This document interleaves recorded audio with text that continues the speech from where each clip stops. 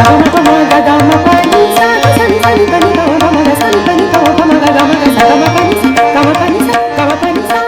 morning, namaste and welcome back. Artyfy is very happy to present a special occasion to you today. We're here celebrating the 60th birthday of Vidushi Dr. Ashwini Bhide Deshpande ji. She's a legendary, accomplished, renowned and versatile artist needing absolutely no introduction. I have with me Mowna Ramachandra and Dr. Nishad Matange, who are going to take you through some of her music through their conversations. So tune in, listen in and enjoy the rest of the episode.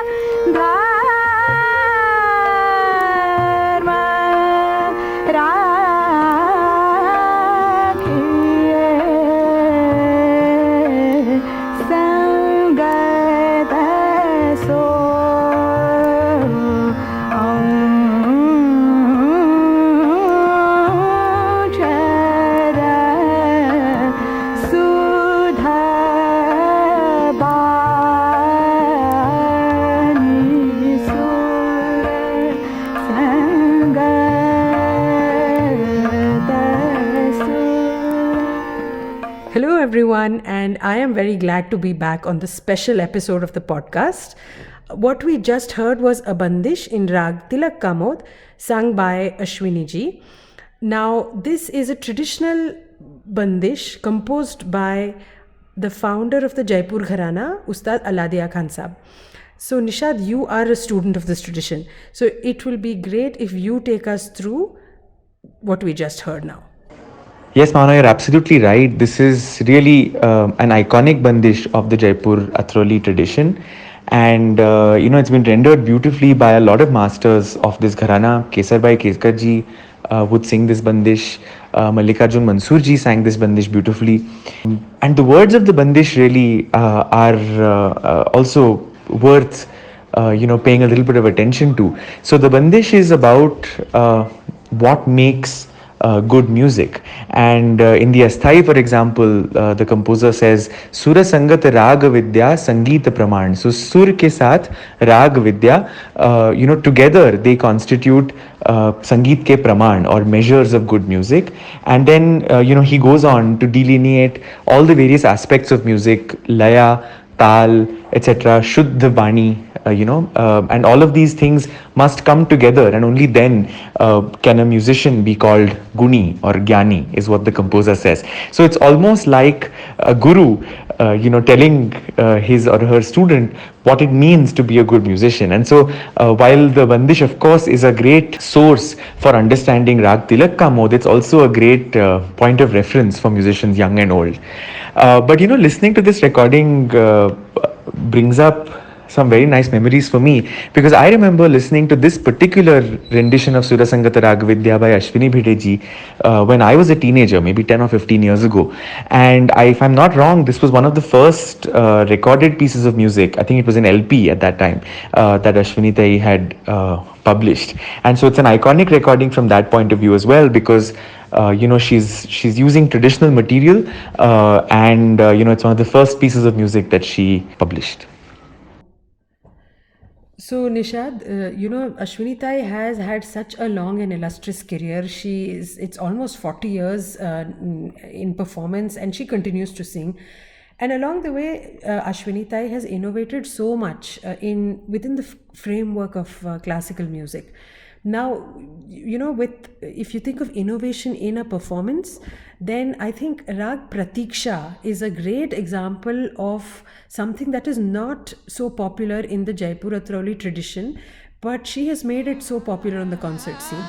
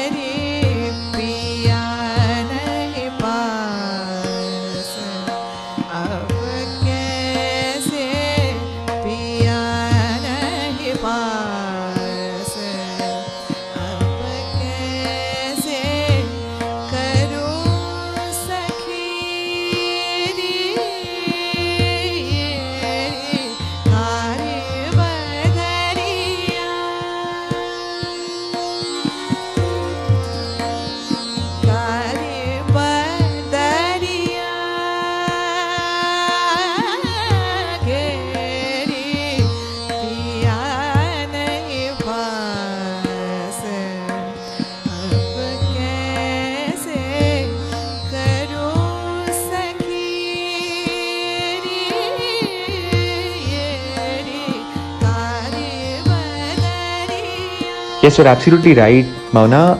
Rag Pratiksha is actually not part of the traditional repertoire of the Jaipur Atroli Gharana. In fact, this rag is a very rarely used rag in khyal music. It's been called various names, rag Bhupeshwari, rag Bhoopkali, because basically it uses the same 5 notes as Bhupali, but the dhaivat or the dha sur is komal in this rag. And while you don't find too many khyal compositions in this rag, some of our listeners may be able to relate this with Mehendi Hasan Khan Sahab's ghazal Ab Ke Hum Bichde, which was in the same melody. And here's an example of Ashwini Tai really innovating in the sense that she's using a melody which is not traditionally used in the gharana. The composition that we just heard, Kari Badariya Gheri, is also her own bandish, and I think it's worth mentioning here that she's a very prolific composer of khyal compositions. She's had two books published, Rag Rachnanjali volumes 1 and 2, and they're a great contribution to young artists such as us, because they kind of help us to enrich our own repertoire with some very well composed compositions. And we should also mention that this composition is set to a 7.5 beat tal cycle, which is not at all very common in vocal music repertoire. So the 7.5 beat tal cycle is also called Neel tal, and you're right. It's an uncommonly used tal, and I think represents another innovation by Ashwini Bhide Ji. She's composed a lot of compositions in 7.5 beats, 9.5 beats. These are tals that traditionally vocalists have shied away from. So the 7.5 beat cycle uses Rupak, which is the 7 beat cycle that we heard in Surasangata Rag Vidya, as its basis. The first 5 matras or the first 5 beats are actually identical to Rupak, and it's the last 2.5 beats that you find are different in Neel Tal. So Rupak goes something like this: tin, tin, na, dhin, na, dhin, na. So that's 7 beats: tin, tin, na, dhin, na, dhin, na. Okay, and in Neel Tal, you will find that the first 5 beats are the same. So tin, tin, na, dhin, na, dhin, na, dhin, dhin, na, tin. Right? So essentially, the tal, what it does is that for the first 5 beats, it has one syllable on every matra or every beat, and in the last 2.5 beats, there is one syllable on every half beat. So as a result of this, the last part of the tal has a nice lilt to it, which you will see.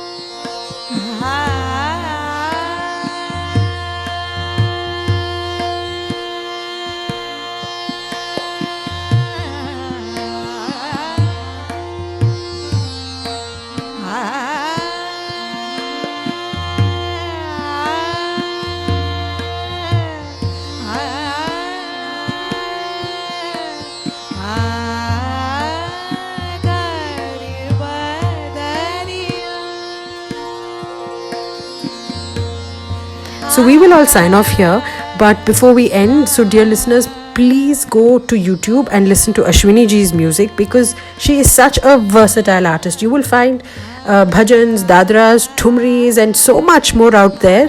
And let us also wish her a very happy birthday and wish her a great day and a great year. Thank you. Bye-bye.